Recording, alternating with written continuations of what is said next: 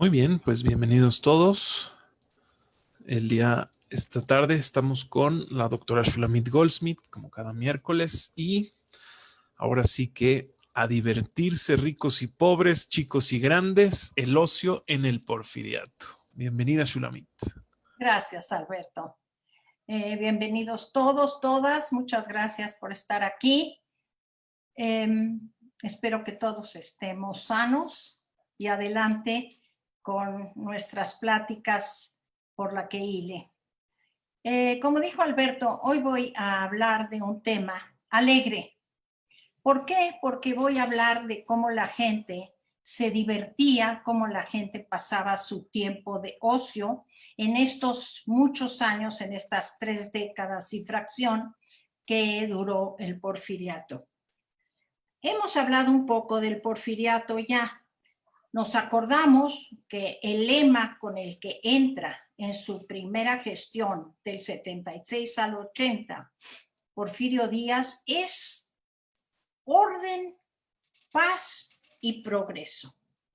Estas 3 palabras que se empiezan a fundamentar en su primer periodo del 76 al 80 van a calar hondo en la psique de la población mexicana. Acuérdense también que Porfirio Díaz, por razones constitucionales, se ve obligado a entregar el poder presidencial a su compadre Manuel González por un cuatrienio, y en el cual se hacen los cambios a la Constitución y le van a permitir una primera y luego una segunda y cuarta y quinta y sexta reelección. Pero eso ya lo conocemos. Pero lo que sí es muy interesante es que también lo hablamos al hablar de doña Carmelita, que cuando entra en su periodo segundo, Porfirio Díaz, entra muy firme, entra con mucho prestigio político, con un apoyo económico y con, como les dije, una esposa elegante, culta, fina, y todo eso se empieza a reflejar en la vida nacional.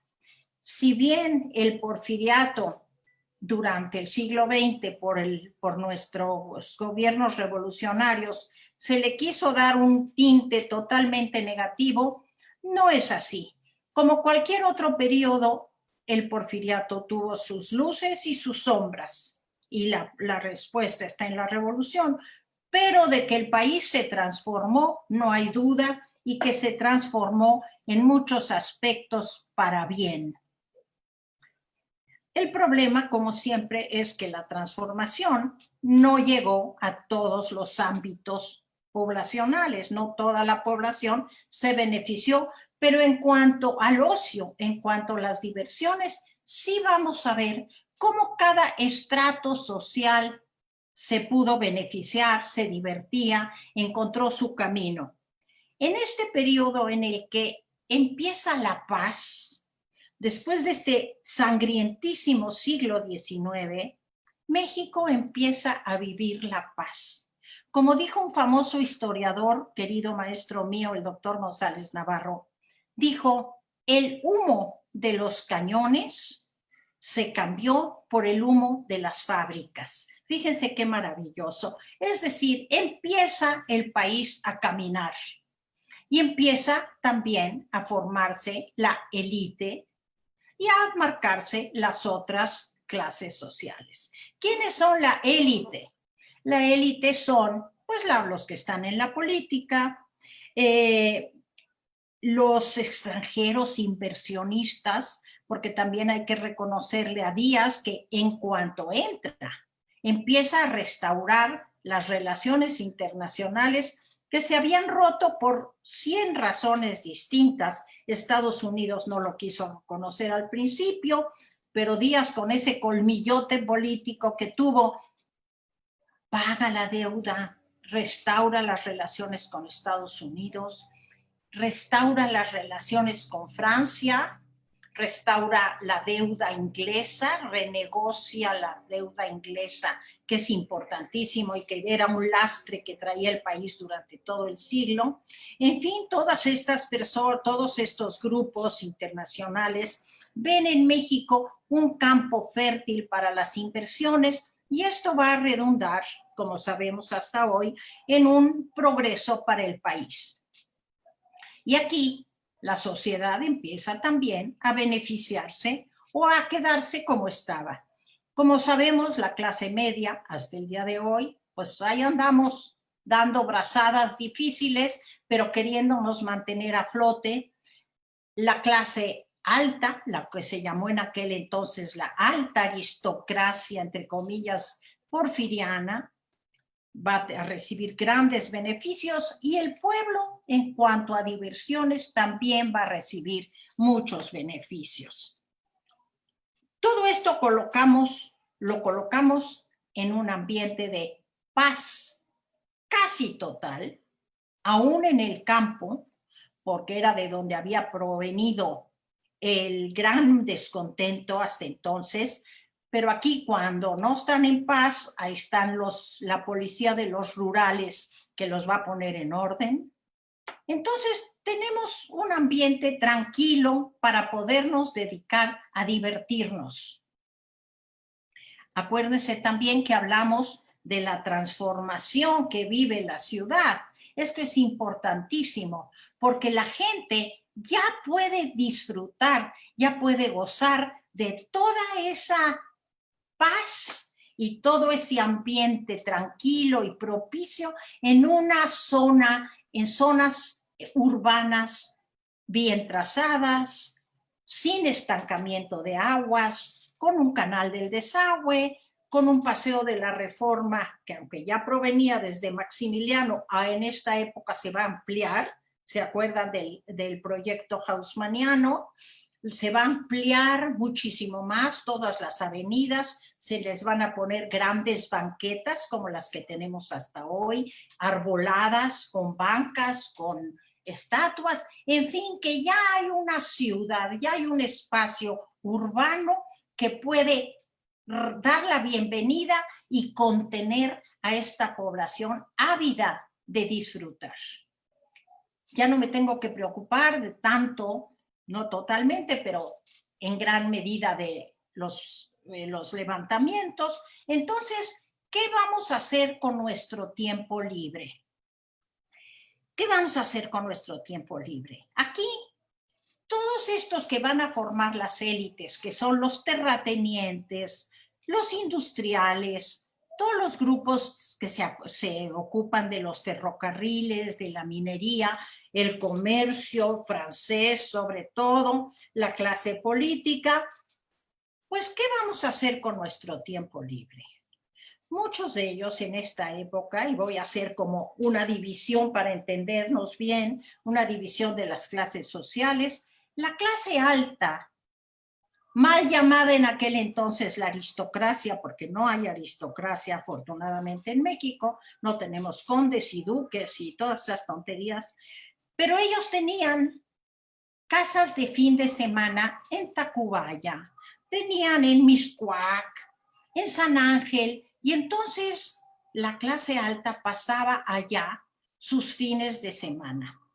Para la clase media era un paseo del día irme yo a Mixcoac, a conocer qué hay en Mixcoac, dónde está la casa de este o de aquel, y esa es una de las grandes distintivos de esta época. También, ¿qué pago yo durante la semana y dentro de la ciudad? Creo que les mencioné en otra ocasión que el Zócalo fue en un principio la zona de reunión de la población urbana, pero esto empieza a cambiar poco a poco. La gente elegante no quería codearse con la gente corriente, entre comillas, con las prostitutas que paseaban por allí, en fin, entonces poco a poco se va separando, haciendo más clara la separación de clase. Los elegantes pasean por la calle de Plateros, que soy Madero, por la calle de Corpus Christi, que soy Avenida Juárez, y sobre todo, como les dije, por la Avenida Reforma. Hasta el día de hoy, pasear por Reforma es un placer. Sí, nos toca mucho tráfico, por cierto. Bueno, ¿en qué se va a ocupar la gente? Hay que acordarnos un detalle muy interesante del porfiriato. A Porfirio Díaz se le pone el título de protector de las artes. Y en cierta medida, para la época, y quizá como muy pocos otros gobernantes, sí se preocupó de traer la cultura a México, así como se preocupó de traer la mayor parte de los beneficios de la época, como fue la pavimentación, cómo fue la luz eléctrica, el teléfono, el telégrafo, el cine, finalmente el automóvil. También esos son adelantos que la revolución industrial había dado, ciencia para el beneficio, ¿sí? Entonces aquí también se va a ocupar de que México suba su nivel artístico, empezando por lo más cercano, que es la música. Creo que mencioné un poco sobre los gustos de la clase alta, que en esa época se dedicó a la ópera, a los conciertos, pero principalmente a la ópera. Grandes compañías europeas, sobre todo italianas, llegan a México. Había 2 temporadas al año en las que se representaban grandes óperas al estilo europeo por completo, y que la gente importante o la gente de dinero elegante de México se daba cita. Claro, hay que reconocer, como quizá es hasta el día de hoy, no tanto es la ópera, aunque no dudo que habría muchos conocedores, pero había muchos que también no. Era un momento para disfrutar de la compañía de otra gente elegante y de disfrutar, y de mostrar la ropa, como era pues en Italia, como era en París, porque ir a la ópera me tomaba por lo menos medio día, como le tomaba a Carmelita, medio día para prepararme para la sesión nocturna o vespertina de la ópera. Entonces, como les dije en otra ocasión, grandes figuras, como la muy famosa Angelina Patti, a la que les comenté que Carmelita le regala un abanico con sus 2 iniciales en brillantes, o sea, para mostrar la altura, la sofisticación de nuestro gobierno. Venían los conciertos no tanto, pero sí la ópera. Y esto se va a ir bajando, o no es la palabra, estratificando según la clase social. Para la clase media, la ópera no va a ser la ópera italiana, Verdi, Rossini, todos los que hay, que son óperas muy accesibles, pero va a haber la zarzuela. La zarzuela es el equivalente para la clase media de lo que era para la alta sociedad la ópera. Y ya teníamos esta tradición desde la época de España, y en esta época va a ser muy importante. Quiero decirles que en esta época, en estos 30 años del porfiriato, 30 y pico de años, se va a dar un auge en la construcción de los teatros. Al principio eran 2, 3 teatros. Para el fin del porfiriato, para 1910, 1911, hay una enorme cantidad de teatros muy bonitos, muy dignos, no solo en la Ciudad de México, que claro, la mayor parte de lo que estoy hablando se centra en la capital, pero no hay que olvidar que también hay una población pudiente e interesada en subir su nivel cultural en Zacatecas, por los mineros, en Oaxaca, en Mérida, en Guadalajara. Y si nosotros hasta el día de hoy nos fijamos, cada una de estas capitales tiene un teatro bonito, interesante, algunos restaurados de la época virreinal y otros de la época juarista y muchos de la época porfirista.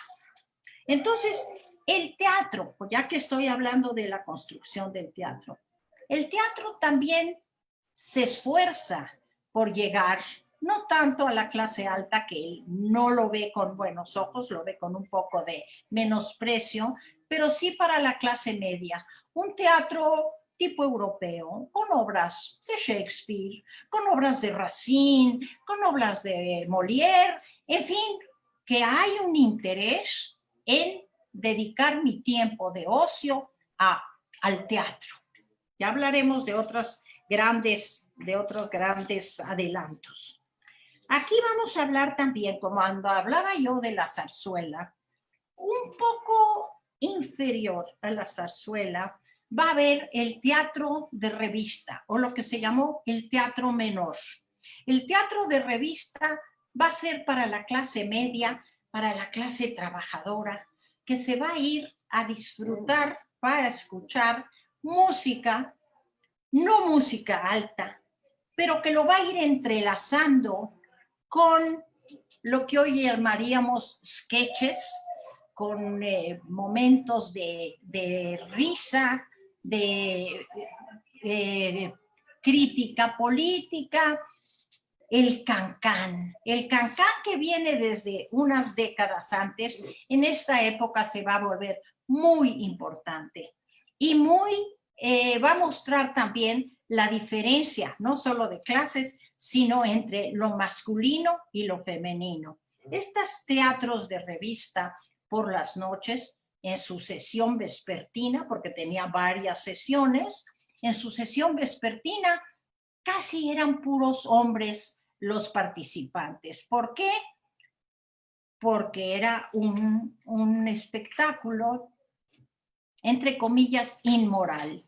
Se empezaban los albures, se decían muchas cosas de doble sentido, aparecían las chicas del cancán enseñando pues la pompa, levantando la pierna, y esto va a ir bajando en el sentido moralista, a un gusto por las tiples. La tiple, o sea, lo que hoy conoceríamos como las vedettes, que también van a atraer un gran público entre la clase media y muchos señores elegantes que se escapaban a este tipo de teatro para ver, por ejemplo, a la muy famosa que llegó de España y que conquista al público mexicano de un día para otro, que es la famosa María Conesa, o la Conejita Blanca, creo que se le decía, que era atrevida, era pícara, era guapa y tenía a los hombres de la Ciudad de México encantados, y también salía a provincia. Y entonces la provincia, que siempre ha sido mucho más cauta en estas aventuras, entre comillas, inmorales, pues también se contaminan, también entre comillas, de esta picardía que van a traer las tiples consigo mismo. Hay otros tipos de... antes de continuar con otras. Más abajo de la ópera, el concierto, el teatro de revista, zarzuela, cancán, van a estar lo verdaderamente popular. El teatro de carpa, que en aquel entonces se llamaban jacalones. En estos jacalones, que hoy se le llamaría carpa o tandas, se daban varias funciones durante el día. O sea, había varias tandas. Y esto era la gran diversión para una enorme población urbana. El trabajador que tiene ciertas horas libres podía irse por un medio real a oír la tanda de las 4. Y a lo mejor se lo recomendaba a su compañero de trabajo para la tanda de las 8. Y allí estaban tiples, ahí estaban cómicos políticos, cómicos con albures muy fuertes que hacía que para el obrero, para el trabajador urbano que había pasado su día trabajando y quería divertirse, aquí había a cualquier hora y por un precio muy bajo, a todas horas una forma de divertirse. De ese tipo de carpas que se va a prolongar durante las primeras décadas del siglo XX, quizá hasta los años 40 del siglo XX, es de donde surgen un Cantinflas, un Clavillazo, el muy famoso Palillo, en fin, ese tipo de cómicos que hoy ya desaparecieron, pero que le daban mucha sal y pimienta al ocio del ciudadano mexicano, del ciudadano de la capital. Aquí también hay que mencionar que empieza un personaje, un protagonista nuevo en la historia. Este protagonista nuevo son los niños que nunca figuraban en la historia como personaje. Desde mediados del siglo XIX, la historiografía francesa integra al niño como parte del mundo histórico. Entonces aquí me interesa subrayar eso porque Porfirio Díaz no olvida tampoco a su población infantil. En la reestructuración de la ciudad se va a poner mucha atención a la Alameda Central. Existía ya, pero la Alameda Central se va a embellecer. Y va a ser aquí sí, como había sido el Zócalo, un espacio de esparcimiento para las familias mexicanas de clase media y clases inferiores. En ciertos momentos, hasta miembros de familias de aristócratas se prenden de la Alameda porque en el centro de la Alameda se va a poner el pabellón morisco, el pabellón que se había llevado a la Exposición Mundial en el 84, al entrar el segundo periodo Díaz, que era desmontable, que era precioso, que todavía está en la colonia Santa María, y que se va a adornar con luces eléctricas, y que todos los martes, jueves, no me acuerdo cuáles otros días, pero seguro domingo, daban conciertos para adultos y para niños. Venían orquestas de concierto que tocaban arias de ópera, tocaban valses vieneses, valses mexicanos, como de Juventino Rosas, de Felipe Villanueva y todos esos grandes compositores a los que el porfiriato les va a dar un aliento, les va a propiciar, y las bandas militares que hacían las delicias de los niños, y tal como hoy había los dulces y los globos y todas estas cosas que hacían que los niños también fueran integrados al esparcimiento, al ocio de las familias. Otra cosa muy importante que hubo para los niños fueron los títeres. Los títeres, que tampoco no surgen en este momento, sino son una artesanía anterior. Durante el porfiriato, esta artesanía va a llegar al punto de ser un arte, como lo conocemos hoy. Sabemos que, por ejemplo, la compañía de los títeres de Rosete Aranda llegaron a una categoría altísima. En Puebla hoy hay el Museo del Títere de Rosete Aranda, y que era muy interesante, porque además de que a los niños se les daban sus funciones de muñequitos, de caperucitas y de lobo y de cosas de cuentos mexicanos, también servía para hacer una crítica política entremezclada para las delicias del espectador adulto. Otra de los espectáculos que va a tener auge durante el Porfiriato va a ser el circo. El circo ya había estado en México, pero igual que todos estos otros espectáculos, cobra una enorme fuerza durante el Porfiriato. El circo es también un espectáculo esencialmente para los niños, pero que hace las delicias también de los adultos. Entonces aquí estamos viendo que ese universo infantil también está disfrutando de lo que el Porfiriato preparó para ellos. Hay otros espectáculos populares que van a alcanzar a todas las clases sociales. Son, por ejemplo, los toros. Los toros, que sabemos que esta barbaridad, según mi opinión, esta barbaridad ya viene desde tiempo atrás, es una herencia que tenemos de España y que va a ser del gusto de todas las clases sociales. Allí no hay una división tan franca frente al público. Aquí la única diferencia es, como creo que hay hasta el día de hoy, en dónde está situada mi platea. Allí se ve la diferencia si tengo una más al sol, más a la sombra.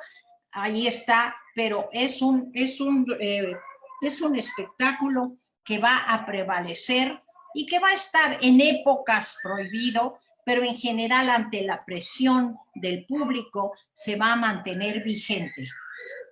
Lo mismo va a suceder sobre todo en provincia, porque en México se van erradicando ciertos espectáculos. Está el de los gallos, las peleas de gallos que siguen mucho, muy vigentes, muy populares en la provincia, en el campo, en las ciudades del interior de la República, no tanto ya en la Ciudad de México como habían sido en el siglo XIX. Y aquí sí, pues era dependiendo quién va y dónde se sienta. Esa era la única división social de la que podemos hablar. Hay también un tipo de espectáculos. Permítanme, voy a cerrar una ventana que se oye ruido.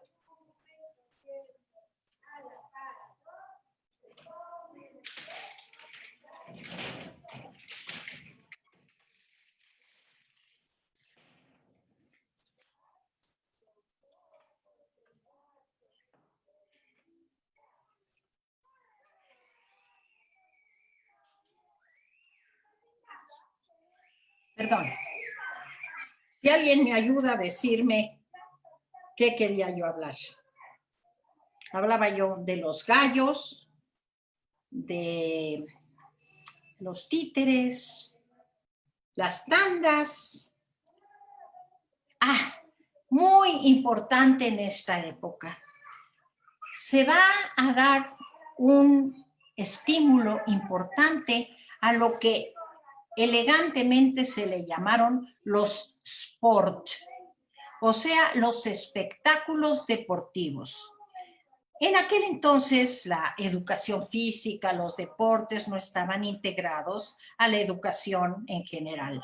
Entonces empiezan a llegar a México diferentes espectáculos entre los que hay diversas formas de mostrar los deportes. Aquí sí hay una gran división social. ¿Qué le va a interesar a la clase alta? La equitación, o sea, paseos a caballo, que en aquel entonces la ciudad podía ser el espacio donde se pasearan los caballos. Con este dato que les voy a dar, me voy a ventanear por completo, pero yo me acuerdo siendo yo muy chiquita, que vivía en Polanco, que había señores que vestidos de jinetes muy bonitos, con sus caballos propios, paseaban por el bulevar central de Paseo de la Reforma, desde donde está hoy el auditorio, que claro, no existía, hasta más o menos, no sabía yo hasta dónde llegaban, pero nosotros, los niños, veíamos a los señores pasear a caballo, señores elegantes, señores ricos, bien vestidos, hombres que paseaban y que era uno de sus deportes favoritos. El polo también, que se vuelve un deporte muy elitista en México, que existe muy vagamente hasta el día de hoy. Los remos en Chapultepec, que durante una época estaba casi restringido a la clase alta, y poco a poco la clase media y también clase media baja empieza a querer disfrutar del lago de Chapultepec para gozar del deporte de los remos. Repito, la mayor parte de estos deportes en un principio son como espectáculo, no tanto como para que la gente los practique. Lo que sí, por ejemplo, a donde llegó el colmo de la snobería de grupos elitistas fue, por ejemplo, querer traer a México el deporte inglés de la caza de la zorra, ¿saben? Cazar zorras, que era inglés y que seguramente lo trajeron los inversionistas ingleses, que había muchos, y que van a querer hacer. Afortunadamente eso no prosperó. Otros dos espectáculos que van a venir a México con grandes pompas,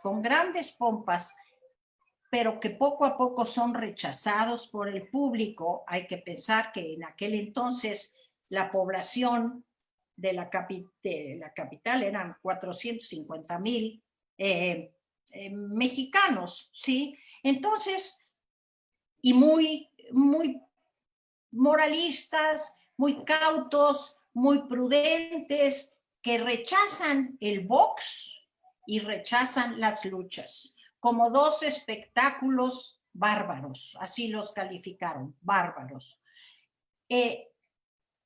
Y aquí se trajeron a grandes figuras japoneses, coreanos en aquel entonces, orientales en general, alguno que otro norteamericano, en el box algunos mexicanos, algunos norteamericanos, pero son espectáculos que son rechazados por el público mexicano. Por el contrario, hay deportes que van a llamar, que llegan y van a llamar mucho la atención. El fútbol, por ejemplo, el fútbol ya viene desde atrás, pero para fines del siglo, en Pachuca, Hidalgo, se va a formar el primer club de futbolistas. Hasta el día de hoy, en Pachuca existe una gran tradición futbolística, no tienen un buen equipo, pero siguen siendo muy orgullosos de haber sido los iniciadores del fútbol soccer en México, que en un principio es heredero del rugby, creo, inglés. Aquí no hay que olvidar que no está muy reconocido. En alguna ocasión hablaré de estos inmigrantes, pero los ingleses forman una parte muy importante de la inmigración, no para quedarse y no para ser ciudadanos mexicanos, pero de Inglaterra, ¿sí? Van a vivir mucho en la Ciudad de México, pero con intereses industriales en la minería de Hidalgo y de Zacatecas, sobre todo Hidalgo, donde, por ejemplo, si nosotros vamos a cualquier lugar del estado de Hidalgo, lo primero que vamos a comer son los pastes. ¿Qué son los pastes? Los pastries que llevaban los mineros calientitos a las minas, y de ahí se le queda el nombre de pastes. También vamos a heredar el fútbol de ellos. Otro deporte que va a llamar mucho la atención en México va a ser el béisbol. Es muy interesante leer las crónicas del béisbol porque a la gente le fascinaba. No tanto el deporte en sí, sino que para referirme a él ya me vuelvo angloparlante, o sea, ya hablo inglés.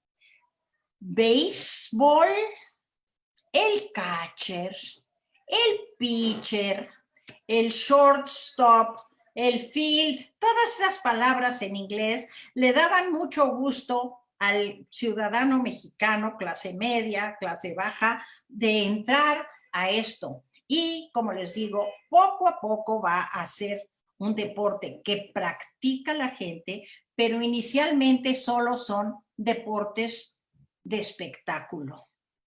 Lo mismo va a ser, por ejemplo, con el aliento que le va a dar el porfiriato al patinaje.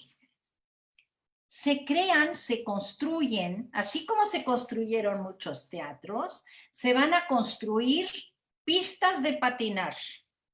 Pistas de patinar donde primero solo es espectáculo y posteriormente se van a abrir pistas de patinaje para el público en general.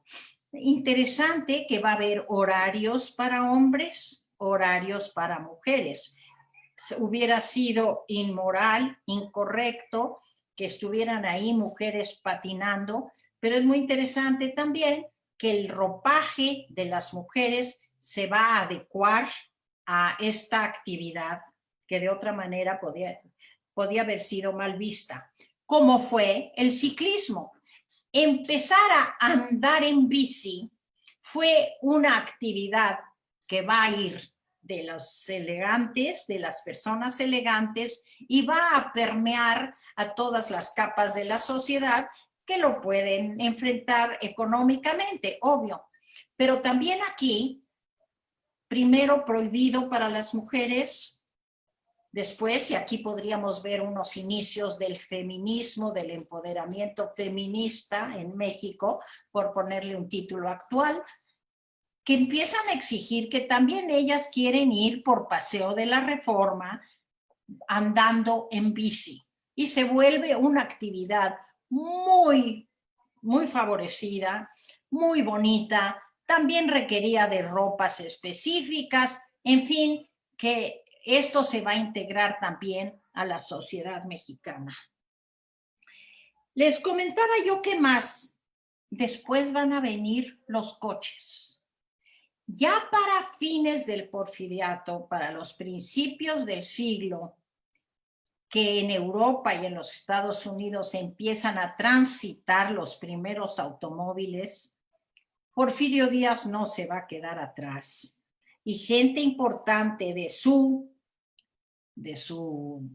gabinete, por ejemplo, el muy famoso ministro de Hacienda, el señor José Ives Limantur, va a tener su primer coche, va a dar una carrera en su coche, lo mismo el yerno de Porfirio Díaz, que también, por ser yerno de Porfirio Díaz, aparte de sus malas famas que tenía, va a tener su coche propio y que va a ser el asombro y la delicia de gran parte de la población capitalina.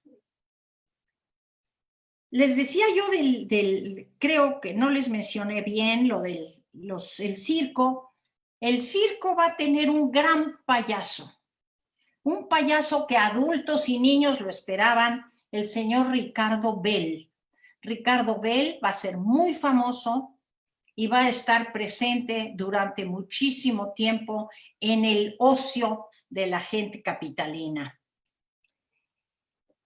Algo que olvidé decirles cuando hablaba yo de caballos. En México, que se va a despertar entre las élites el gusto por la equitación, obvio que va a ser también el gusto por las carreras de caballo.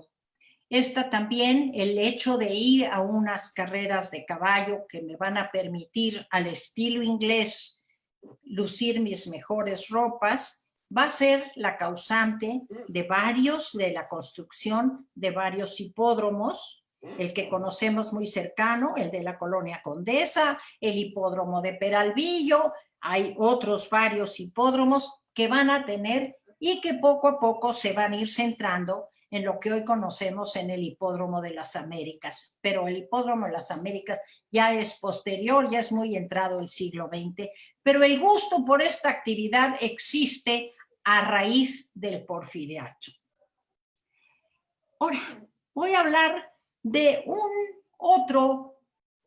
otra diversión mucho más accesible y mucho más de alcance popular, de alcance de todas las clases sociales, de las cuales se va a preocupar Porfirio Díaz. Como les dije, él va a querer traer a México todas las nuevas invenciones, telégrafo, teléfono, fonógrafo, y entre esos que va a estar, obvio, el cinematógrafo, el cine. El cine va a ser para 1906, algo así, el gran descubrimiento para Díaz, y se esfuerza y mueve hilos para que el cinematógrafo llegue a México. Se van a construir muchos cines, así como había sido, bueno, muchos es decir, varios cines, porque él está fascinado.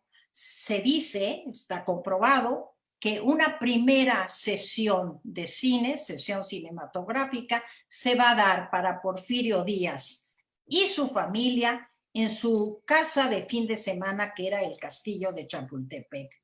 Y Díaz se enloquece con esto de ver las figuras caminando, hablando, y entonces quiere que lo filmen a él en su campaña política, y eso se va a hacer. Hay hasta el día de hoy los documentales de cuando Porfirio Díaz, ya en su carro particular del ferrocarril, fíjense qué modernidad, él se trepa al tren y desde allí lo filman, y él se puede decir que Porfirio Díaz fue el primer actor del cine mexicano. El primero en tiempo, ¿verdad? No en importancia, pero sí que él va a ser el que va a echar a andar el cinematógrafo. Y así vamos poco a poco todos estos ocios, todas estas formas de disfrutar el ocio en el porfiriato van a estar presentes, y como les dije, van a permear a todas las capas de la sociedad, cada uno según, obvio, su gusto, obvio, según su capacidad económica, pero el universo de diversiones estaba allí. Sí, como les dije, el niño también está integrado. Podemos decir que si hubo un elemento un poquito marginado, sería el elemento femenino, porque muchas de estos espectáculos, las luchas, el box que salen pronto, los mismos toros, aunque después va a capturar el gusto de las mujeres y de las mujeres elegantes, digamos. Algunos de los deportes son más dedicados a la parte masculina de la población, pero poco a poco la mujer va reclamando, y como les dije, en el ciclismo, en el patinaje, empiezan a aparecer las mujeres. Y como les dije, en la parte de la música es muy importante, porque la mujer era la que estaba al frente de las asociaciones pro ópera. Creo que hasta la fecha es así. En fin, que podemos hablar mucho. Me gustaría dejar tiempo para preguntas. Veo que se está acabando el tiempo, pero quiero hacer un último comentario. Saben ustedes que ahora todo se mide, ¿verdad? Y que hay una asociación que se llama World Happiness Report, o sea, que miden la felicidad de los pueblos. Es un poco difícil, pero ahora todo se puede medir. En el reporte de 2019, México es el segundo país más feliz en Latinoamérica después de Costa Rica. A un nivel mundial, estamos como en el número 20 o 22 del World Happiness Report, o sea que nos consideramos entre todos los países del mundo como el número 22 entre los más felices. Y esto nos presenta un gran cuestionamiento, ¿sí? Tenemos muchos problemas. alegrías, tristezas, riquezas, pobrezas, crisis. Y sin embargo, el mexicano se considera una población, los mexicanos nos consideramos una población básicamente feliz. Yo creo que este es una conclusión muy optimista, muy positiva, para que nosotros, mexicanos, capitalinos o de provincia, de donde seamos, lo tomamos en cuenta, porque hoy la Ciudad de México, no en esta pandemia, hay que poner la pandemia en un círculo aparte, que es un mal universal, del cual saldremos pronto, pero si ustedes consultan en febrero o en marzo de 2020 y lo consultaremos en febrero o marzo de 2021, hay una cartelera interminable de conciertos, de teatros, de espectáculos distintos que se han diversificado, la música se ha diversificado. Hasta antes de la pandemia y la crisis consecuente, México es un lugar muy buscado para las grandes bandas, para las orquestas, etcétera. Entonces quiere decir que seguimos siendo una población positiva, una población en búsqueda de nuestro ocio, dedicarlo a lo que nos place. Y con eso termino y espero sus preguntas. Muchas gracias.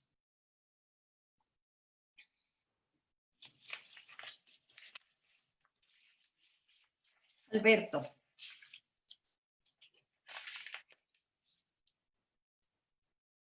Ay, perdón, Shulamit, no podía prender mi micrófono. Ok. Tenemos, bueno, comentarios.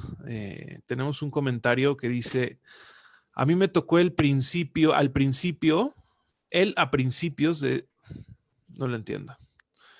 A mí me tocó a principios de este año ver a un señor a caballo vestido muy bien paseando a su caballo en Reforma Lomas.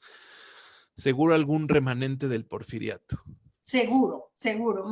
Me da optimismo porque, como les dije, yo con ese comentario me ventaneo de hablar desde cuando yo estaba presente en esto, porque en los años, no les digo cuál, pero cuando yo era chiquita, sí esto era un espectáculo que se veía y que todavía, por ejemplo, en el sur, por San Ángel, por Coyoacán, por esas zonas, tengo un querido profesor mío que él sí parece conde, aunque no es, pero parece conde, y es el director de Condumex, por eso le decimos el conde, que pasea en su caballo y muy bien trajeado. A mí ya no me ha tocado verlo en las lomas, pero qué bueno que me dices eso. No sé quién es, pero gracias. También tenemos, a ver, Sara. Sara, ¿puedes abrir tu micrófono? Hola, hola Shulamit, me da mucho gusto saludarte. Gracias, Sara. Qué clases tan interesantes, o sea, que nos transportas totalmente a esos tiempos y tu vocabulario, pues qué linda, eres una persona preciosa. Gracias. Te estimo mucho. Oye, y además, qué ganas de haber vivido en ese tiempo, ¿no? O sea, de haber estado en esta ciudad tan hermosa, con tantas cosas tan lindas, la gente, toda la paz que me imagino se respiraba, la cultura. Pues qué ganas de haber estado ahí. Y háblanos un poco tal vez de todo lo que eran las decoraciones de Navidad y el Santa Claus que se ponía en la Alameda y todas esas culturas, o sea, esa absorción de cultura pues esta de Estados Unidos, pero me imagino que debió haber habido también desfiles o cosas así de otros países, ¿no? Sí, mira, Sara, te agradezco tus comentarios. Te diré que hoy, en un contexto muy distinto, pero nuestra ciudad sigue siendo hermosa, hermosa.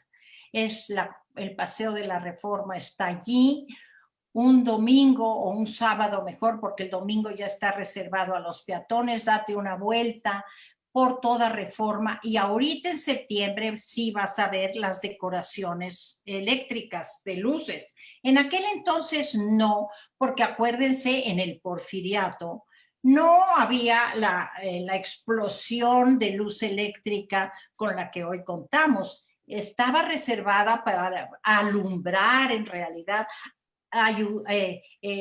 o adornar las grandes avenidas, ¿sí? Entonces, aquí no pudo haber eso. Pero yo te recomiendo que busques la belleza que teníamos entonces con la belleza que existe hoy, porque la hay. Eso es número uno. La segunda, acuérdate que el Santa Claus es tú sola lo dijiste, es una importación alemana que llega a los Estados Unidos, San Nicolás que llega a los Estados Unidos. En México existía el culto a los 3 Reyes Magos. Y así como hoy vemos en cada esquina que hay un Santa Claus, un gordo, un flaco, un moreno, un güero, así, no, en aquel entonces, menos en el Porfiriato, lo había. Yo he hecho mucha investigación al respecto, tengo un trabajo sobre el ocio en el Porfiriato, en el que no encontré realmente muestras de despliegue externo de la Navidad o de las fechas importantes cristianas. No, ¿sabes por qué? Porque era una sociedad mucho más al interior. Si bien en el ocio lo estamos viendo, que sale al box o va a los toros o las elegantes se van a la ópera, en general la vida y sobre todo la vida femenina se llevaba más al interior del hogar. Y Navidad y esas fechas para las familias, aún hoy las familias tradicionalistas se celebran al interior de la casa, al interior del hogar. No sé si te di respuesta, Sara. Sí, gracias. Gracias. Un gusto saludarte. Gracias, Sara. Rosy, ¿puedes prender tu micrófono, por favor?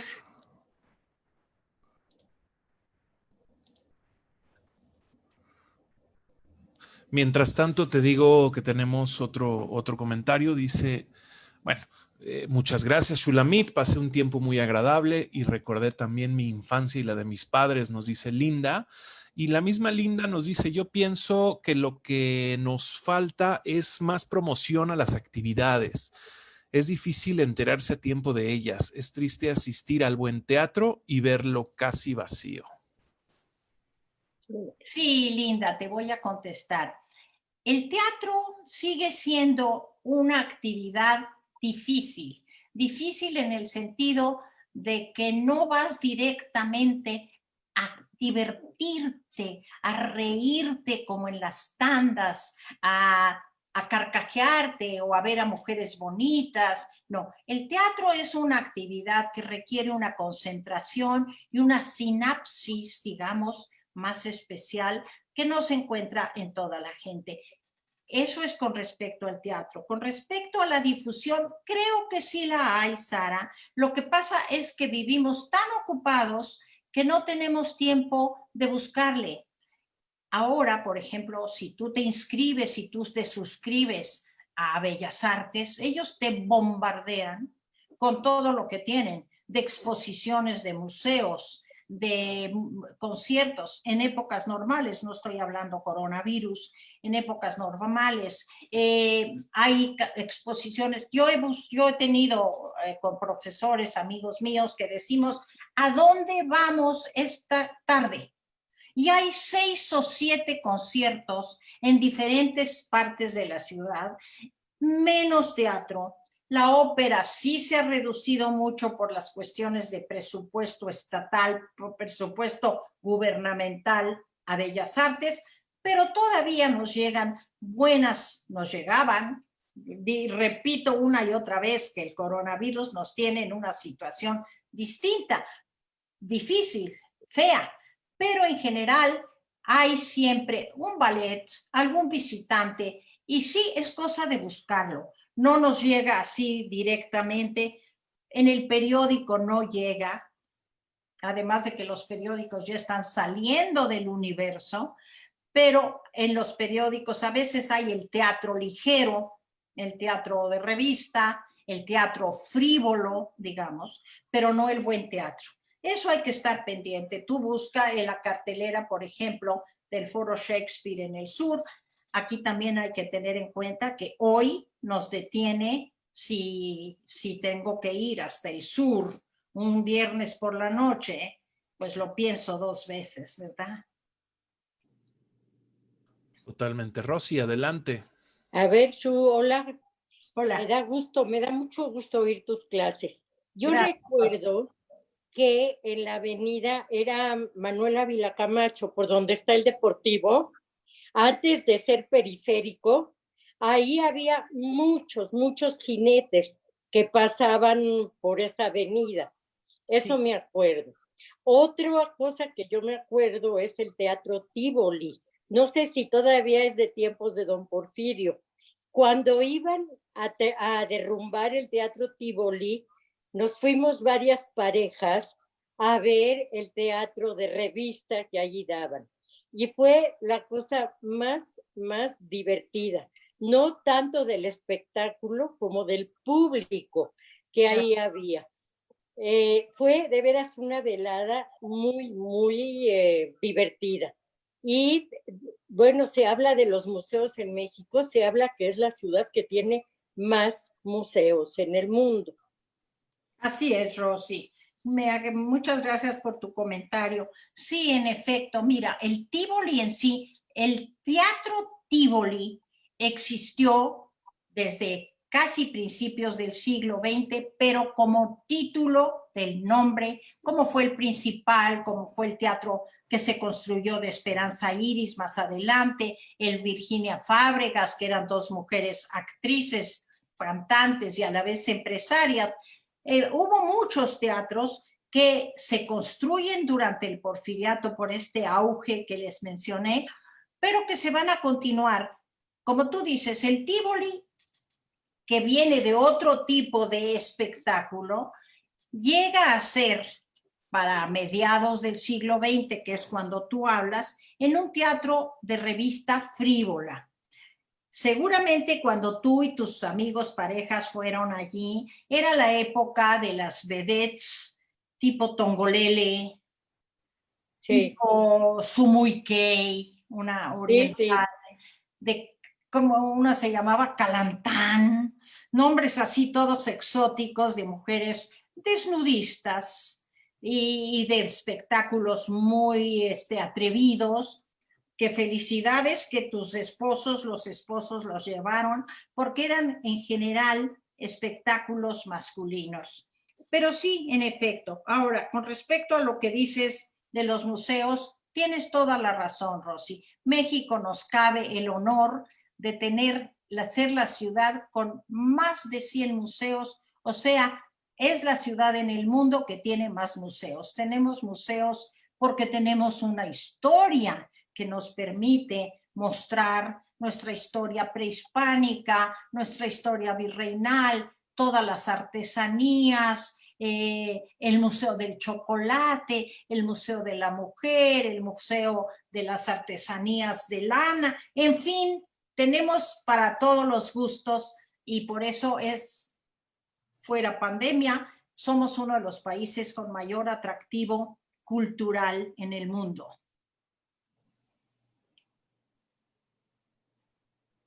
Gracias, Su. Gracias a ti, Rosy. Tenemos un comentario de Debbie. Dice, el Porfiriato es maravilloso por su estabilidad económica, oferta cultural y progreso tecnológico, pero también tiene su lado oscuro.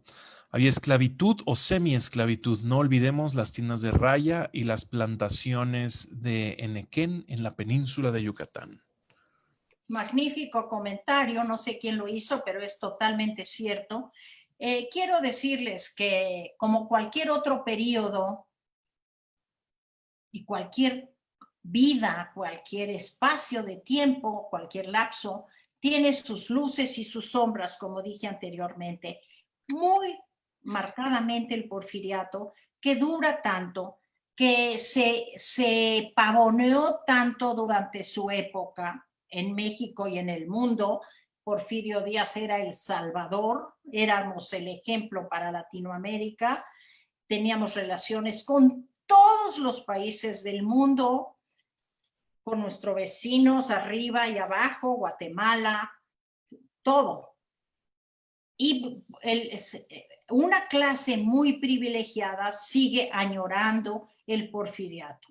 Obvio, los hechos mostraron su parte oscura, la parte, como tú dices, terrorífica de la esclavitud en las haciendas enequeneras, que sí, no sé quién hizo este comentario, pero te recomiendo un libro que se llama México Bárbaro, de John Turner, que describe en toda su extensión las condiciones de vida de los trabajadores del Enequén, que eran terribles, cuando al mismo tiempo el Enequén, en una época que no había hilo, poliéster y todo eso, el Enequén se usaba para todo y trajo un gran auge, pero sí fue una época para el trabajo muy difícil.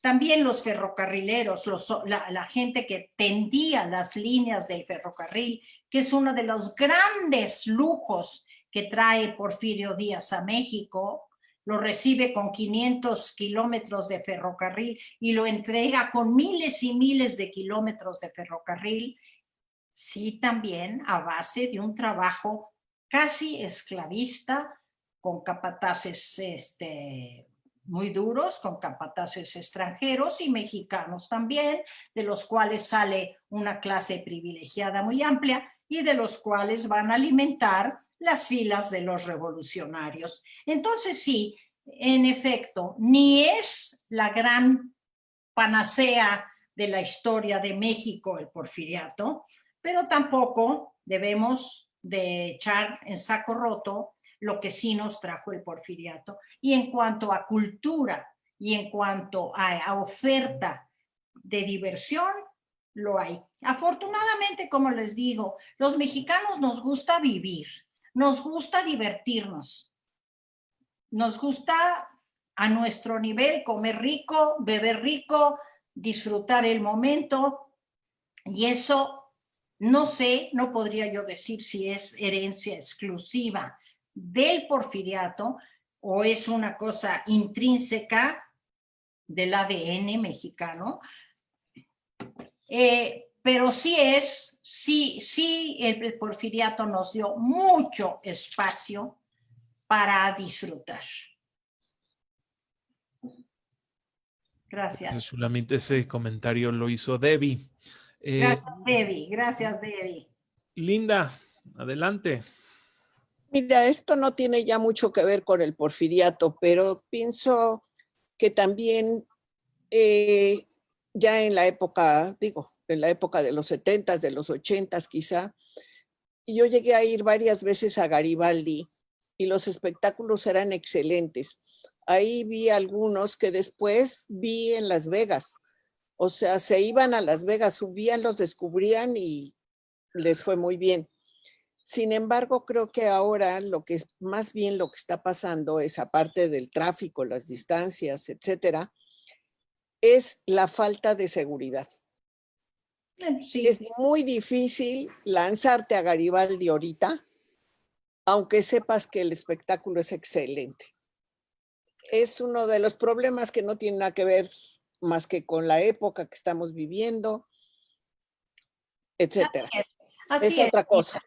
Sí, tienes toda la razón. Mira, yo soy de la opinión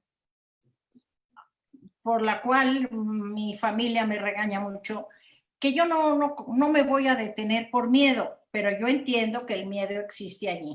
Lo que tú dices respecto de ir a Garibaldi, siempre era riesgoso ir a Garibaldi, pero éramos una población menos temerosa, creo yo. Cuando también, sí, acuérdense los que hemos tenido la oportunidad de ir a Nueva York, pasear por Nueva York, por las calles de Times Square y todas esas zonas, era una delicia. Hoy te recomiendan no vayas por ahí porque es peligroso, porque esto, porque el otro. Así es, el mundo ha cambiado, Linda. Pero yo soy de la opinión que así como ha cambiado el mundo del adverso, el mundo del crimen, también nosotros tenemos algo que decir. Yo creo que el ciudadano debe arriesgarse, no arriesgar de manera tonta, tomar sus precauciones y todo, pero la ciudad es nuestra. Hay que reconquistar nuestra ciudad para nosotros, ¿sí?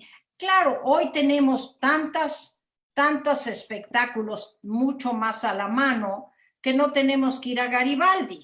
En cualquier esquina ves y dice los mariachis tales y los traes a tu jardín y te tocan un concierto. No tienes que ir a Garibaldi. Pero el mundo ha cambiado. Yo creo que la oferta está allí. Como tú dijiste, tenemos en un mariachi o en un marimbero un espectáculo que se lo llevan a Las Vegas o se lo llevan a Nueva York y nosotros lo dejamos pasar. Yo te invito a que una noche nos vayamos a Garibaldi. ¿Ok? Órale, promete. Ándale, Linda. Saludos, felicidades, gracias. Gracias, Linda. Yo voy con ustedes, Shulamit. Sí. Tenemos otro comentario, dice, referente a las carpas, sigue existiendo esta tradición, muchas veces mezclado con música en la Arena México y otras sedes, incluso con sus papeletas impresas y encoladas en la pared como medio de publicidad. Como herederos de Tintán, El Caballo y otros actualmente, están los Mascabrothers. Quizá las ubicaciones son más sofisticadas, pero en esencia está ahí. Exacto, exacto. Como dije, ni muchos de estos espectáculos, muchas de estas costumbres y tradiciones vienen de atrás, desde la época virreinal, después de la época de la Reforma, todo el siglo XIX, pero se ven oscurecidas y se ven opacadas por la situación del país en guerra. Pero con el periodo de paz y estabilidad política casi total que se va a vivir durante 30 y tantos años, se establecen, se fortalecen estas costumbres que, como dicen, hasta hoy puede ser que existan. Ellos van a establecer estas tandas que van a estar en los años 50, 60, 70. Yo les voy a platicar que mis padres, que eran muy parranderos, iban a ver a Palillo, porque Palillo tenía siempre unas sátiras políticas muy atrevidas y lo metían a la cárcel cada rato. Y algún día a mediodía llegaba mi papá y le decía a mi mamá, Teresita, ya sacaron a Palillo de la cárcel, y esa noche mis papás se iban al Teatro Lírico a escuchar a Palillo. Y así como él, como les dije, allí surgió Cantinflas, ahí después, no sé si Tintán, porque Tintán es una figura diferente, pero sí muchos de los actuales. O sea, que estamos enriqueciendo con lo actual la tradición que traemos de muy atrás.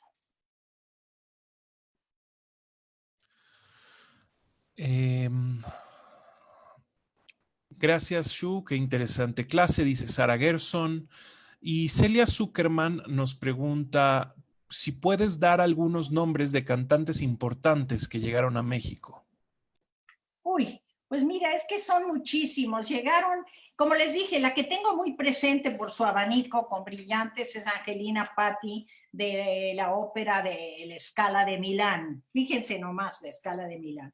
Van a llegar muchos barítonos, tenores italianos que van a llegar a México. En cuanto a ópera, por ejemplo, ya más adelante nos tocó el gran director Sergio Chelividache, nos tocó Mario del Mónaco, ¿recuerdas?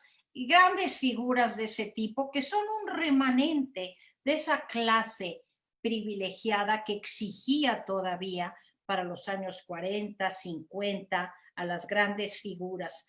Durante todo el siglo hemos tenido, llegaron aquí directores de orquesta, Stravinsky llegó a México ya a fines de, por ahí de los años 70, Arthur Rubinstein llegó a México en los años 70, en los años 60 estaba, como tú bien sabes, Sergio Chelividache y directores de ese tipo. A México llegó el gran Zubin Mehta.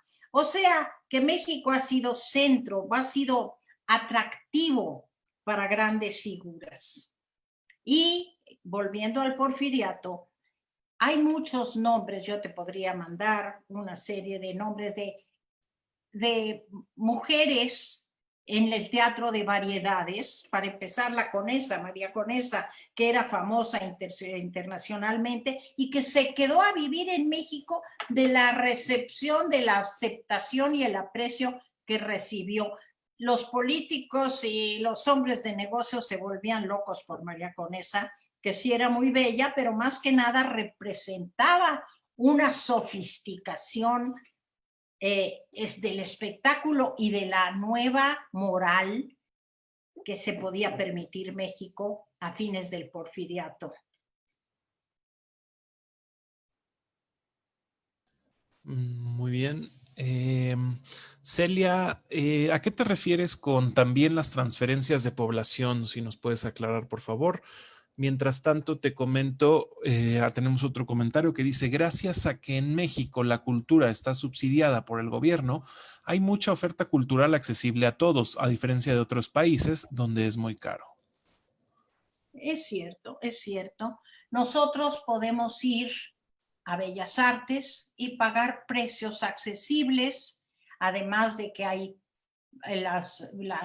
lo que sería en las tandas la galería, que es el tercer piso, el segundo piso, el primer piso que ya es más elegante y que con todo, comparándolo con precios exteriores, es un regalo. Los palcos, ¿sí? En la hermosísima sala Nezahualcóyotl, que es la más bella de Latinoamérica, el precio es totalmente accesible, además de que si eres tercera edad o si eres estudiante o si vas en familia, tienes precios especiales. Sí tiene mucho que ver que el gobierno auspicia estas actividades. Hay, por ejemplo, el teatro, que es más llevado a cabo por empresarios personales, es un poco más difícil, las salas son más pequeñas, el precio es más alto, en todos sentidos es menos disponible para el público en general. Pero sí tienes toda la razón. El auspicio gubernamental permite que la cultura llegue a México, llegue al poblador, al ciudadano. Exactamente. Rosy. A ver, otro comentario. Hay muchísimas películas del cine mexicano de esa época. Tenemos Joaquín Pardavé, Las tandas del Principal. Hay muchas y muy divertidas de esa época, ¿no? Claro, estas son películas hechas posteriormente. Claro, por supuesto. No son películas que retratan la época en tiempos de Don Porfirio, como dices, una segunda parte, los tiempos de Don Porfirio, las tandas del Principal, que retrata lo que les acabo de comentar sobre las tandas del famosísimo Teatro Principal o del teatro llamado El Nacional o el Cosmopolita, en fin, muchos otros teatros, pero el cine que tú mencionas es una época muy fuerte del cine mexicano, pero no retrata la época porfirista. No. Ok, gracias. Gracias a ti, Rosy. Nos decía Celia respecto a lo que nos comentaba hace rato, dice que había transferencias de población para evitar levantamientos. Díaz movió poblaciones del sur al norte. Así es, así es. Ese es otro de los grandes oscuros del régimen porfirista. El traslado de los yaquis y los mayos son poblaciones que daban lata, que eran grupos indígenas muy descontentos y con razón, porque había una absoluta injusticia social, sobre todo para la población indígena y sobre todo en esas dos zonas. Tienes toda la razón, el norte y el sur. Díaz, pensándolo mal, porque lo pensó mal, quiso trasladar a unos al espacio de los otros y los otros al espacio de los unos, pensando que con eso, al desarraigarlos, les quitaba fuerza. Sí les quitó fuerza. Sabemos que a la población rural, al agricultor, al campesino, no lo debes y no estaría permitido ética, ni económicamente, ni socialmente, desarraigar a un pueblo de la tierra. Ya comentamos en alguna otra ocasión por otro tema que entre el agricultor, entre el hombre que le saca el fruto a la tierra, se establece un idilio con esa tierra y desarraigarlos. Entonces ese sí, definitivamente es uno de los grandes oscuros del régimen porfirista. Hay muchos. Yo les digo, si un día decidimos estudiar al porfiriato desde su punto de vista oscuro, negativo, pues hay muchísimo que hablar.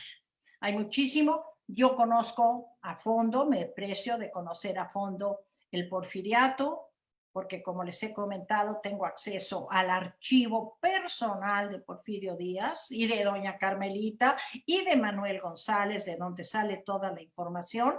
No la saco de mi ronco pecho, sino está basada. Pero pues no se trata de ver solo lo negativo, hay que ver lo negativo y lo positivo. Estoy de acuerdo contigo que esos son uno de los grandes momentos oscuros del porfiriato. Como la cultura es uno de los grandes luces del porfiriato. Miren, hasta de Salinas, hasta del régimen salinista, podríamos decir algo bueno. Y eso ya es mucho decir. Dice Rebeca Rosenthal, muchísimas gracias, me encantan tus pláticas. Gracias. También Lea Goldner nos dice, muy interesante, muchas gracias. Gold Sara, muy interesante. Y fuera de esto, no tenemos más comentarios ni preguntas. Pues muchas gracias a todas, a todos. Gracias a ti, Alberto. Y nos vemos pronto. Muchas gracias. Que estén muy bien, cuídense mucho. Igual.